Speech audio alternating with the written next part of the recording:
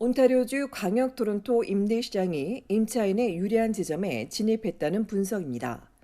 토론토 부동산 협회에 따르면 지난해 3분기 토론토는 스튜디오에서 3베드룸까지 모든 월세가 떨어졌고 인근 지역에서도 동일하게 나타났습니다.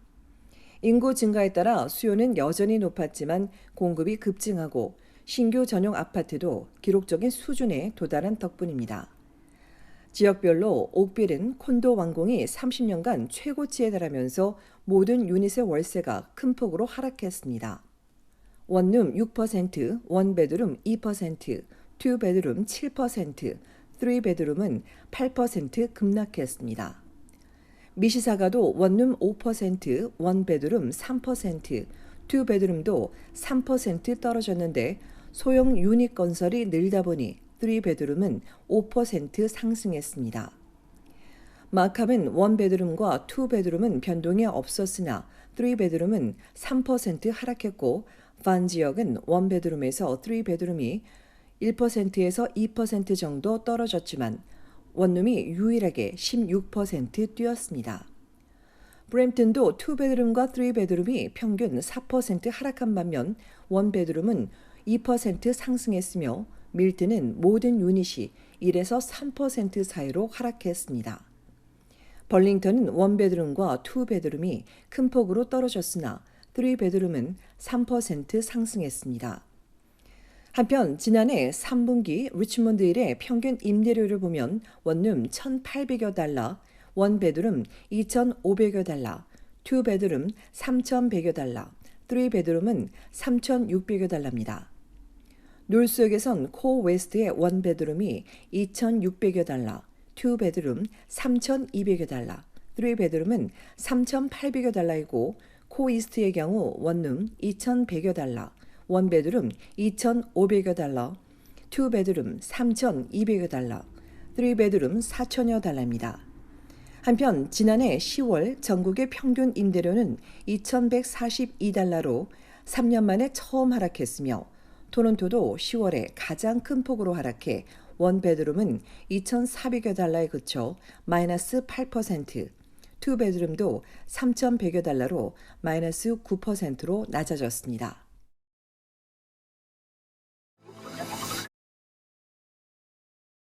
새해가 되면 다시금 디톡스가 유행처럼 나오는데 의학계는 이런 디톡스 요법 대부분이 효과가 없거나 오히려 해가 될 수 있다고 경고하고 있습니다.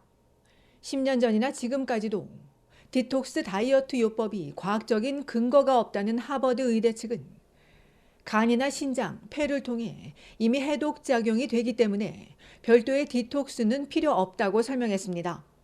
이들은 독소는 살아있는 유기체가 생성하는 도구로 독소가 아닌 음식이나 물조차도 많이 섭취하면 해로울 수 있다며 치료가 아니라 피하는 것이 최선이라고 강조했습니다. 온타리오주 써니브룩 병원의 독성 전문가도 가공식품 섭취 대신 통곡물을 섭취하는 건 도움이 되지만 몸속을 해독해주는 디톡스 제품은 존재하지 않는다고 전했습니다. 토론토 대학 간질환센터 교수는 실제로 효과가 없는데도 디톡스 제품을 섭취했다가 간 손상을 일으키고 심하면 간부전으로 간 이식을 받아야 할 수도 있다고 지적했습니다. 특히 차파랄립이나 발레리안 뿌리는 간 손상을 일으킬 수 있습니다. 또한 주스 클렌저와 같은 극단적인 식이요법은 건강에 해로울 수 있습니다. 디톡스 건강보조식품의 내용물도 문제입니다. 엄격한 규제를 받지 않다 보니 제품 라벨과 실제 내용물이 다를 수 있고 치료도 어렵게 만들 수 있습니다. 의학계의 우려에도 디톡스 시장은 꾸준히 성장하고 있습니다. 글로벌 디톡스 음료 시장은 지난해 56억 5천만 달러에서 2032년엔 96억 6천만 달러로 성장할 것으로 예상됩니다. 토론토의 한 주스 전문점은 스무디와 주스, 채소, 보충제로 구성된 3일짜리 디톡스 제품을 275달러에 팔고 있습니다. 업주가 복용 전과 후의 혈액 검사 결과를 들어 간 기능 개선을 주장했지만 전문가는 심장과 간은 디톡스가 필요하지 않다고 지적했습니다. 최근 인기를 끌고 있는 림프 배출 마사지 역시 200여 달러로 노인과 청년, 임산부와 수술 후에 좋다고 강조하지만 전문가는 유방암 치료나 수술 또는 외상으로 림프 부종이 있는 환자에게는 도움이 될 수 있어도 건강한 사람에게도 같을지는 불분명하다고 전했습니다.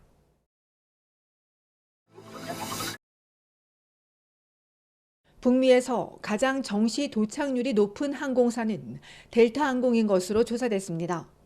정시 도착률은 예정된 도착 시간으로부터 15분 안에 탑승구에 도착한 항공편을 전체 운항 편수로 나눈 백분율로 10위까지 순위를 공개하고 있습니다.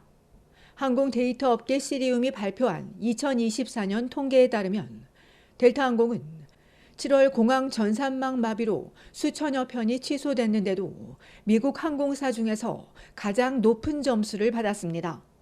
북미 항공사 중에선 델타에 이어 유나이티드와 알래스카 항공, 아메리칸 항공, 사우스 웨스트 항공 순입니다. 캐나다의 에어 캐나다와 웨스트젯의 정시율은 10위 안에 들기는 했지만 72%에 미치지 못하면서 10개 항공사 중 9위와 10위에 머물렀습니다. 아시아 항공 중에선 일본 항공이 전 일본 항공을 제치고 1위에 올랐고 싱가포르 항공과 뉴질랜드 항공, 타이에어 아시아, 베트남 항공 순입니다. 10위는 퀀타스 항공이며 대한항공은 10위 안에 이름을 올리지 못했습니다. 시리움 발표에서 세계 순위 1위는 정시율이 87%인 에어로 멕시코가 차지했고 다음으로 사우디아와 83%인 델타 순입니다. 정시 출발률이 높은 공항으로는 사우디아라비아의 리야드 킹 칼리드 국제공항으로 87%에 달했고 이어 페루 리마의 호르에 차베즈 국제공항과 멕시코 시티의 베니로 와레즈 국제공항 순입니다.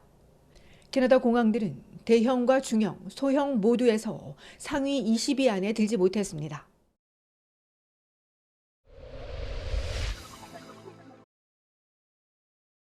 어젯밤 10시 30분 온타리오주 토론토 미드타운 물 애비뉴와 베이비 애비뉴에서 포드 머스탱이 중심을 잃고 콘크리트 장벽을 들이받은 뒤 불길에 휩싸이는 사고가 발생했습니다.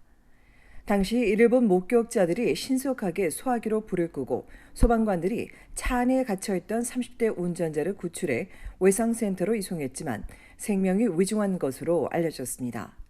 이어 밤 11시 30분엔 다운타운 처치 스트리트과 칼튼 스트리트 부근에 있는 아파트에서 칼부림 사건이 발생해 흉기 찔린 남성이 병원으로 이송돼 치료를 받고 있으며 현장에서 여성 1명을 체포한 경찰이 사건 경위와 범행 동기를 조사하고 있습니다.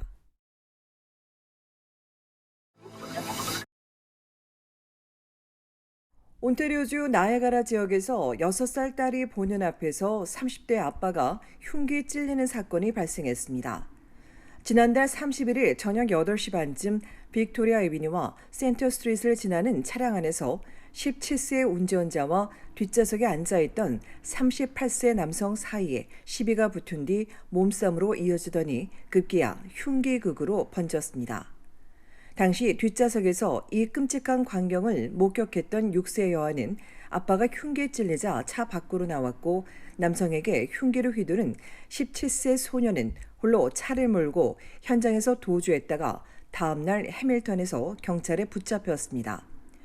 중상을 입은 피해 남성은 병원으로 이송됐으나 중태이며 가해 소녀는 가중폭행과 2건의 인지 위반 혐의로 입건됐습니다.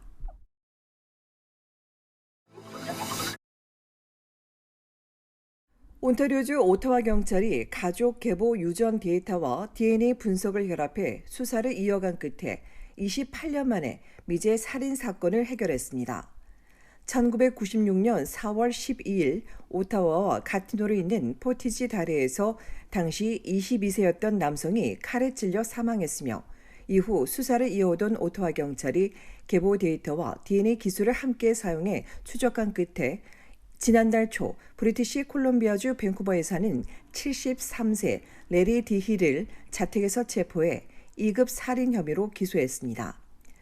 오타와 경찰이 범죄 피해자와 유가족들을 위해 미제 사건에 대한 수사를 멈추지 않을 것이라고 밝힌 가운데 수년간 엔지니어로 근무했던 피의자는 1998년부터 2002년까지 BC 축구 조직의 회장을 역임했고 청소년 축구 프로그램을 감독했던 것으로 알려졌습니다.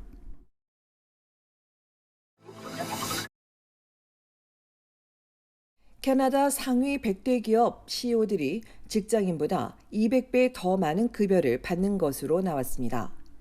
1980년대 CEO와 직원들의 임금 격차는 50배에 불과했지만 90년대 들어 100배, 지금은 200배를 훌쩍 넘겼으며 특히 2023년엔 물가 상승에 노동자들의 임금 인상 요구가 커졌고 이를 얻어내면서 CEO와의 임금 격차는 2021년과 2022년 240배에서 210배로 소폭이나마 줄어들었습니다.